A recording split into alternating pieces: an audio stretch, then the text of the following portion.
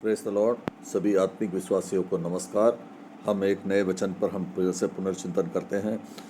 हम आज पर जो चिंतन करेंगे वो मरकुस की सुसमाचार 5वां अध्याय 2 पद से लेके 20वें पद तक के विषय को हम देखेंगे।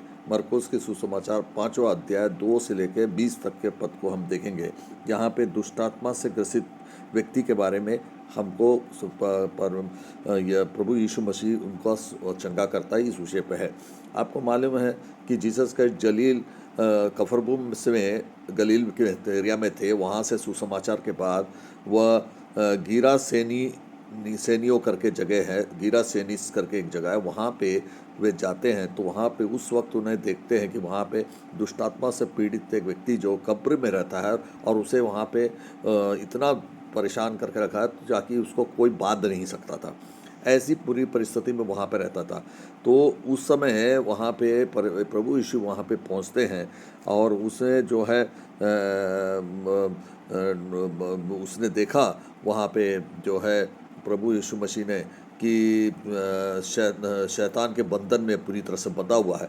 तो हम देखते हैं वहाँ मरकुस के सुसमाचार 5वें अध्याय 9 में उस प्रभु यीशु मसीह ने उससे पूछा, तेरा नाम क्या है? उसने कहा, मेरा नाम जो है सेना है, लिया लीजन बोलते हैं, क्योंकि हम बहुत हैं। देखिएगा ये 9वें पद में क्या होता है। उसने उनसे पूछा, तेरा नाम क्या? उसने कहा, मेरा नाम सेना यानी लीजन, क्योंकि हम बहुत हैं। और उसने विनती किया प्रभु यीशु मसीह से, क्योंकि प्रभु यीशु मसीह को समझ गया था कि ये परमेश्वर है का पुत्र है।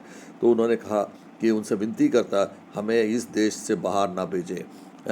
ये वो शैतान जो है उससे विनती करता है, हम को देखने को मिलता है। तो यह दिखाता है कि उस मनुष्य के भीतर बहुत सारी दुष्टात्माएं थी।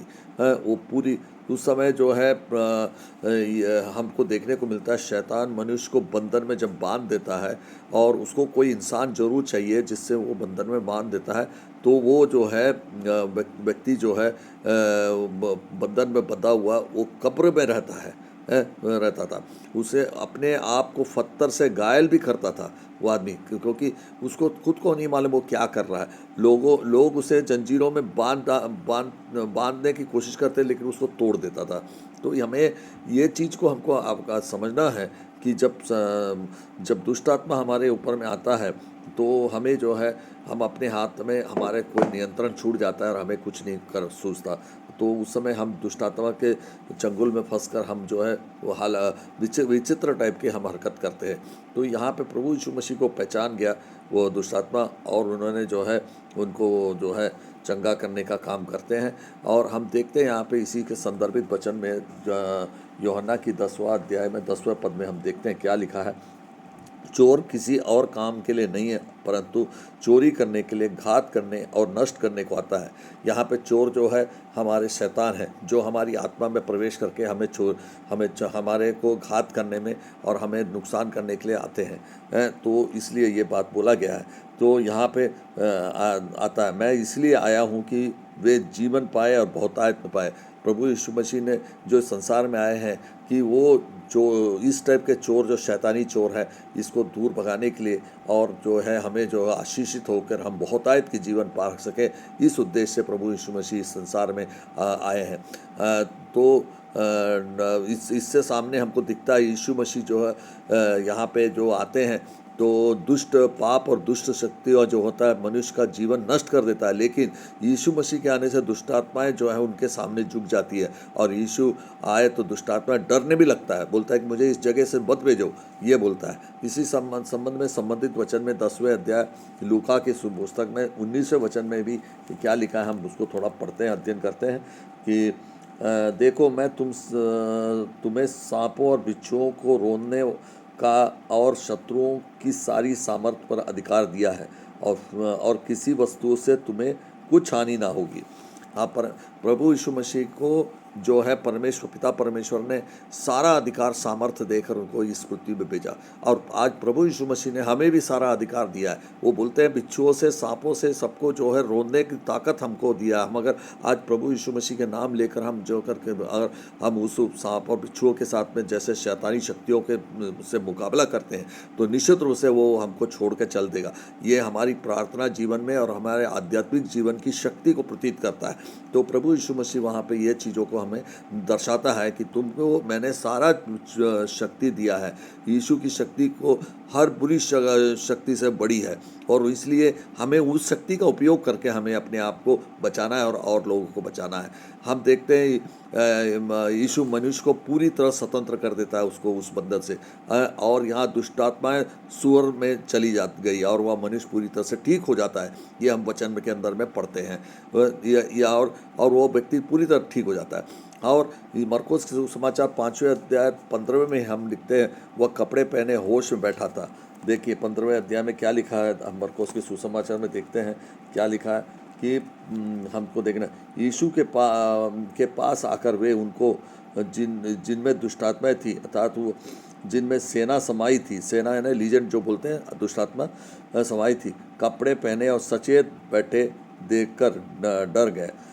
तो यहाँ पे हमको देखने को मिलता है वो जो यीशु के पास जब जाते हैं तो वो एक शांत स्वभाव से वो वहाँ पे बैठे हुए हमको देखने को मतलब देखने को मिलता है। दुष्टात्मा जब निकलता है तो वो शांत हो जाता है। आज हम भी अपने जीवन में उसी टाइप से हम अपने आप को अपने अंदर की जो पाप से जो भरा हुआ दुष्टात्मा है उन्हें निकालने का कार्य करें। यीशु केवल बीमारी नहीं बल्कि जीवन भी बदल देता है। हमारे में जो स्वभाव है उस स्वभाव को बदल देता है हमारे। तो हमें आज हम सब इस प्रभु यीशु मसीह के नाम से हम जो है आज का हम अपने अंदर के जो है दुष्टात्माओं को निकाल कर हम पाप रहित होकर हम अपने जीवन को उद्धार में ले आए। यही हमें याद है। उद्धार के बाद गवाही देना बहुत ज़रूरी होता है। यह व्यक्ति यीशु के साथ जाना चाहता था पर यीशु ने कहा 5वें अध्याय 19 में आप देखिए कि अपने घर जा और बता कि प्रभु ने तेरे लिए कितने बड़े काम किए हैं। ये देखिए 19वें में हमें क्या देखने को मिलता है, परंतु उसने उससे कहा कि उससे कहा अपने आज्ञा दी और कहा अपने घर जा और लोगों को बता कि तुझ पर दया करके प्रभु ने तेरे लिए कैसे बड़े काम किए हैं। ये दुष्टात्मा ग्रसित होने का से परिवार वाले उसको पूरी तरह छोड़ दिए थे। वो एक वंचित और कुचला हुआ व्यक्ति माना जाता था और वो बीमार अवस्था में था। तो ऐसी परिस्थिति में उद्दंडता के कारण से उसके परिवार वाले उसको नज़रअंदाज करके छोड़ दिए थे।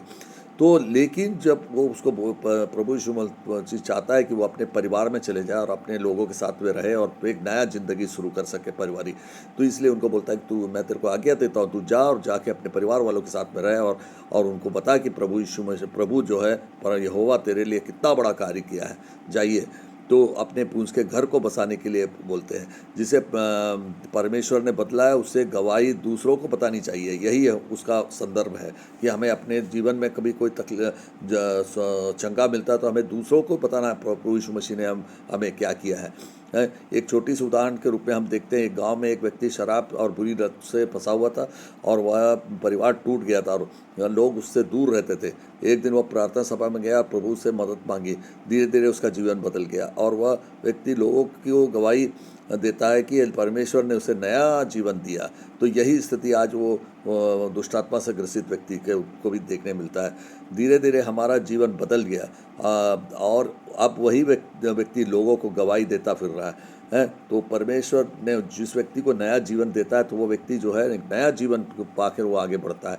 तो जैसे मरकुस के 5 के व्यक्ति को यीशु ने बदल दिया और वैसे ही परमेश्वर भी आज भी हमें बदलने को तैयार है और हम उसमें से दुष्टात्मा से निकलने को तैयार होना जरूरी है।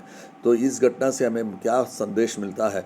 पाप और शैतान मनुष्य के बंधन में डाले जाते हैं और यीशु के पास हर बुरी शक्ति का बाहर निकालने का, उस बंधन से मुक्त करने का अधिकार है। परमेश्वर जो होता है मनुष्य को पूरी तरह नया जीवन देता है। उद्धार के बाद उसे गवाही भी देना जरूरी है, ताकि जो है वो तो अन्य लोगों को मालूम होना चाहिए परमेश्वर कितना महान कार्य करता है। आज 31वें दिन के इस महान उपवास के अवसर पर हम जो है अपनी आत्मिक जीवन को हम प्रार्थना में हम उसको जांचते हैं, तो हमें देखने मिलता है क्या कि हम आज प्रार्थना बंधनों के, पाप के बंधनों की मुक्ति के लिए हमें प्रार्थना करना जरूरी है। पाप हमारे जीवन से, बुरी आदत हमारी जीवन से और आत्मिक बंधन जो से परमेश्वर के लोगों को परमेश्वर छुड़ाता है। अब हमें ये देखने को मिलता है आत्मिक शुद्धि का हमारा जीवन है। आज हम आत्मिक शुद्धि कैसे पा सकते हैं उसको देखना है। जैसे कि एक व्यक्ति का जीवन बदल गया हमने देखा, वैसे ही एक परमेश्वर से आज हम अपने जीवन को पाप रहित करके हम अपने जीवन को बदलना बहुत ज़रूरी है हमें। और दूसरी बात, हम अपने बदले हुए जीवन को हम समाज के बीच में गवाही के रूप में प्रस्तुत करना जरूरी है। तो ये इस उपवास के समय हम ये संकल्प लें कि लोगों को बताएं कि परमेश्वर ने इस उपवास में मेरे जीवन को कैसे बदला है, और उसके हिसाब से हम लोग अपने आप को परिवर्तित करें। आज ये मरकोस के सुसमाचार 5वें अध्याय 2 से लेकर 20 तक को हम पढ़ने के बाद में हमें क्या मालूम होता है, मनुष्य कितना भी बंधन में क्यों ना हो, यीशु मसीह उसे पूरी तरह स्वतंत्र करने की ताकत और सामर्थ्य रखता है, और परमेश्वर हमें छुड़ाता है। और जो हमारा कर्तव्य है कि हम संसार को उसकी महिमा की गवाही दें, ये आज हमें सिखाता है कि हम लोग क्या है, अपने गवाही को हम देते नहीं है, हम अपने आप में छुपा कर रखते हैं। वैसा नहीं, हम जिस बंधन से मुक्ति होते हैं, हमको दुनिया को बताना है कि मेरे को परमेश्वर ने ये सब चीज़ मुझे प्रदान की है, जिसके कारण से मैं एक नया जीवन प्राप्त किया हूँ। और यही आज हमें इस सुसमाचार से प्राप्त होता है, और हम अपने पाप के बंधन से मुक्त हो जाए। हम ये कलीसिया के व्यक्तियों के लिए प्रार्थना करते हैं, हमारे भाइयों के लिए, बहनों के लिए प्रार्थना करते हैं, हमारे विश्वासियों के लिए प्रार्थना करते हैं, इसको सुनने वाले हजारों लोग उन लोगों के लिए प्रार्थना करते हैं कि ये जो वचन जो है उनके जीवन में कारगर हो जाए, और पाप के बंधन से मुक्त होकर वो अपने एक नई जीवन के लिए सुधार पाए और सामर्थ्य पाए, और वो अपने आप को गवाही के रूप में सबको प्रस्तुत करे। यही आशा करते हुए मैं सबको गॉड ब्लेस टू ऑल। नमस्कार।